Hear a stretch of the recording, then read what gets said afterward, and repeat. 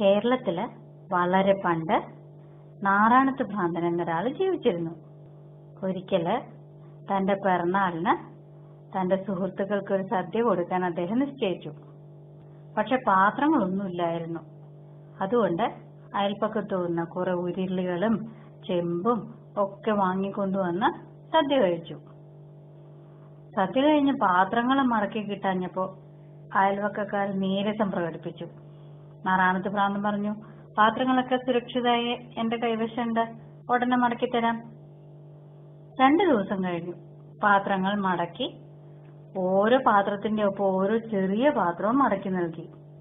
എന്നിട്ട് അയൽക്കാരോട് പറഞ്ഞു, എന്റെ പത്തായത്തിന് ഒരു അത്ഭുത ശക്തിയുണ്ട്. അതിൽ സൂക്ഷിച്ച പാത്രങ്ങളെല്ലാം ഇരട്ടിച്ചു. ഈ പാത്രങ്ങളൊന്നും എന്റേതല്ല, അപ്പൊ അവരുടെ കുട്ടികൾ എന്റേതല്ല. അതിന് അവയെ നിങ്ങൾക്ക് അവകാശപ്പെട്ടതാണ്, നിങ്ങൾ എടുത്തോളൂ എന്ന് പറഞ്ഞു. അയൽക്കാർക്കൊക്കെ സന്തോഷായി.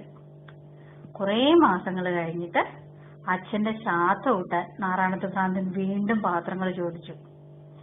ഇത്തവണ മത്സരിച്ചിട്ട് അയൽപ്പക്കക്കാര് പാത്രങ്ങൾ കൊടുത്തത്.